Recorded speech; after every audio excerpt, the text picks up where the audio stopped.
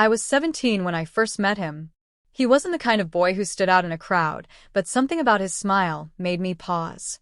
It wasn't flashy or rehearsed, it was quiet, real. We were in the same literature class, and he always sat 2 rows behind me. One day, after class, he offered to walk me home. I said yes, without thinking. His name was Arv. Our walks became routine. At first, we talked about books and teachers, then about family, music, and dreams. He told me he wanted to become a filmmaker. I told him I liked the idea of disappearing into stories. "You are a story," he whispered once, brushing a strand of hair behind my ear. I smiled, not knowing then how true his words would turn out to be. He started meeting me every day. Sometimes near the tea stall around the corner, other times at the park bench under the gulmohar tree. We never ran out of things to say. He listened with an intensity that made me feel important, like my words mattered. And when he touched my hand for the first time, I didn't pull away. I didn't want to. It didn't take long for us to grow closer. He kissed me under the rain one evening, and I remember how the world seemed to blur around us. We began spending more time indoors. His room became our universe. He would lie next to me, tracing shapes on my back, telling me I was his piece. We did everything, talked, laughed, made love, and in those moments, I believed we were unbreakable. My friends started teasing me, calling him my shadow. I laughed along, secretly proud that he chose me. My mother once asked why I smiled at my phone so often. I shrugged, unable to explain the kind of happiness that made you lightheaded.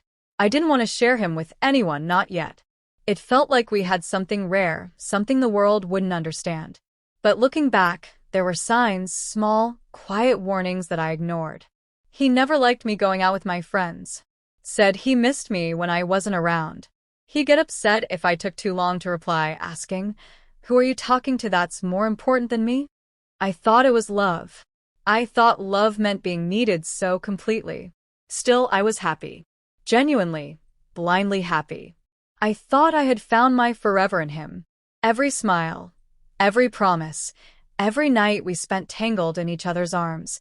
It felt like fate. So when he called one afternoon and asked me to come over, I didn't hesitate. His voice was soft, familiar. "I miss you," he said. And just like always, I went, not knowing that this time, everything would be different. The days turned into months, and my world quietly shrank around him. Arv wasn't just my boyfriend anymore. He was my constant, my reason, my everything. Slowly, without even realizing it, I had built my life around his presence. He liked it that way. "Why do you need anyone else when you have me?" he would ask, half joking, half earnest. At first, I laughed. I thought it was sweet. A boy so in love, he wanted every part of me. But gradually, the laughter faded. He didn't like when I spoke to other boys, even casually. He'd ask questions afterward, calm, but with an undertone that unsettled me. "Was he flirting with you? Did you smile back?" If I didn't reply quickly, he'd go silent for hours.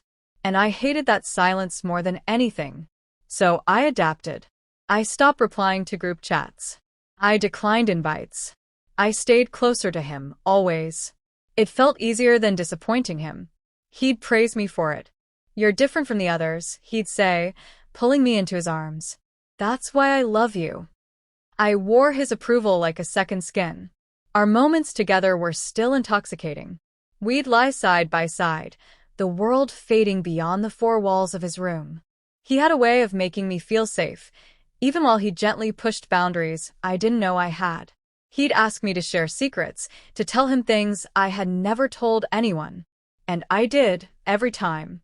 He made me feel seen, needed, owned.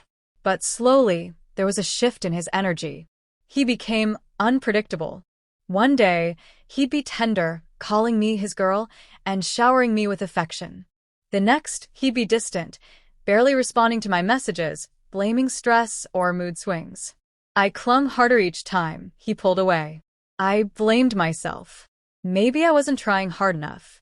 Maybe he needed more from me. He started asking strange questions.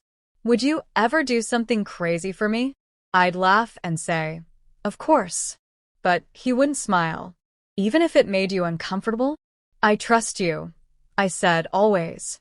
Because I did. Or I thought I did. He was the boy I had given everything to, my time, my body, my heart.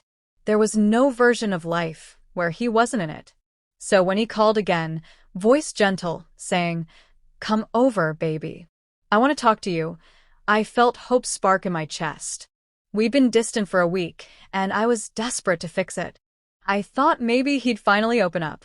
Maybe he'd hold me again, the way he used to, before everything started feeling so off. I told my mom I'd be late and slipped out without a second thought. I didn't know I was walking into something I could never walk back from. The sun was beginning to dip when I reached his place. His text had been simple, "Come alone. I've missed you." Something about the way it was worded unsettled me, but I pushed the feeling aside. I had missed him too. The door was slightly ajar when I arrived. I knocked once before stepping in. Inside, the lights were dim. The air smelled faintly of cheap cologne and smoke. And then I saw them, two strangers sitting on the edge of his bed. I froze. My eyes darted to Arv, who leaned against the wall, arms crossed, watching me with unreadable eyes. "Close the door," he said casually, like this was just another evening. "Who are they?" I asked, my voice too thin, too unsure. "They're friends," he said. "Don't be rude." The taller one smirked. The other just stared. I couldn't place their faces, but something about their presence made my skin crawl. I turned to Arv, hoping he'd explain, tell me it was a misunderstanding. But he didn't smile. He didn't move. "I brought you here for a reason," he said. "They've been helping me out with some things. I want you to help them too." The words hit me like ice water. I blinked, unsure if I had heard right. "What?" "Come on," he said, almost impatient now. "It's just one time. Don't make this difficult." I laughed nervously, waiting for the joke to end. But his expression didn't change. The boys were watching me, their eyes like predators sizing up prey. "I'm leaving," I whispered, backing toward the door. That's when the taller one stood up. He moved between me and the exit with casual menace, like this had been the plan all along.